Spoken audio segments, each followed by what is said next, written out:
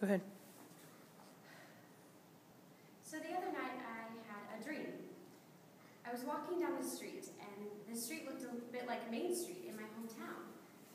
As I passed the hospital, I saw this beautiful, happy family getting into a beat-up little Chevy sedan. The mother, she was young, looked about 20. The father around the same age. He had strong features, just like your everyday country boy, but he looked as sensitive and loving as ever, holding that newborn baby girl tightly in his arms.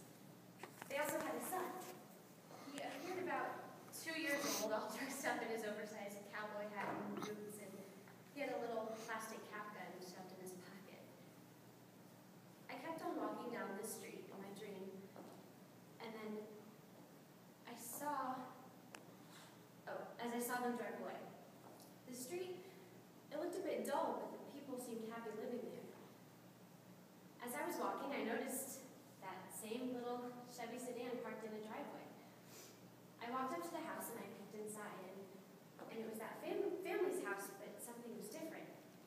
I saw that there were only 3 of them now, and that the father was gone.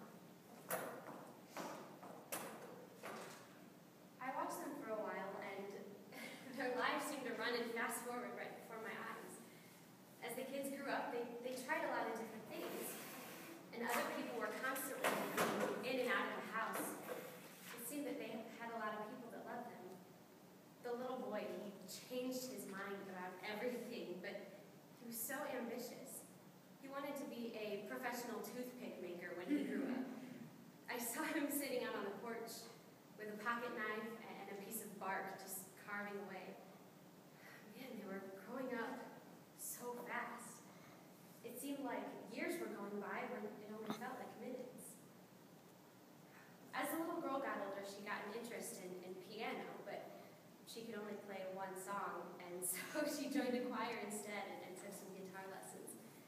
She also took part in this band where she played bass guitar and met this weird drummer kid who never said anything. He just stared at her. The mom never did much for herself. She seemed so selfless and giving. But she did her best to raise her kids, and she showered them with love. I was content with what I saw in that house, so I turned around and I tried to keep walking, but curiosity got the best of me, and so I went back.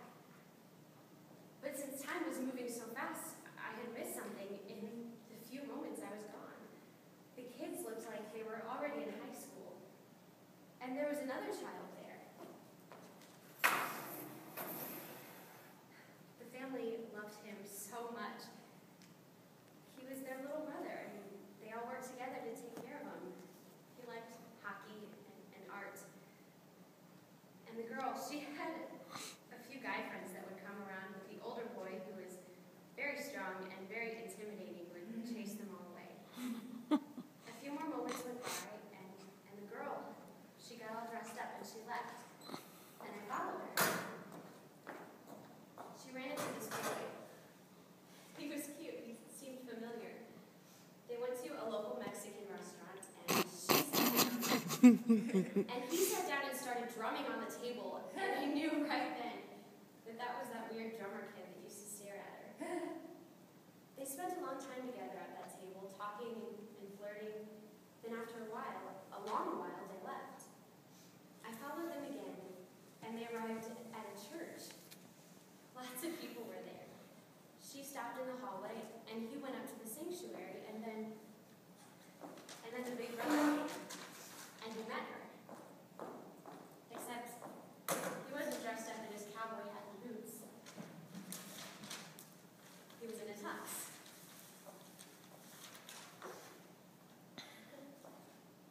He looked so handsome, and I looked at her, and all of a sudden she was dressed in white. And she was so happy. I went into the church and I sat in the back, and I cried as I saw him walk her down the aisle. And that weird drummer kid was standing in the front waiting for her.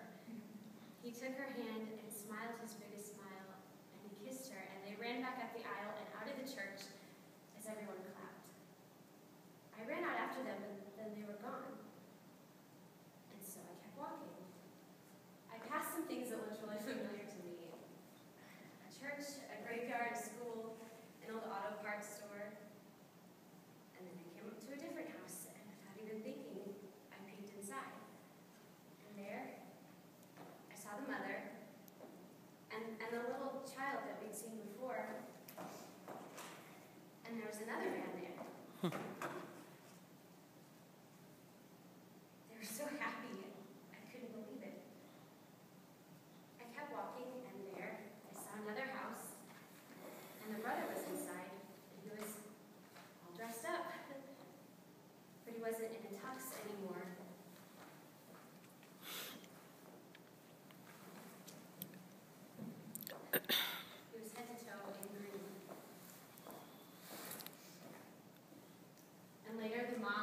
the brother and that other man and the girl and her husband, they all came and they kissed him goodbye.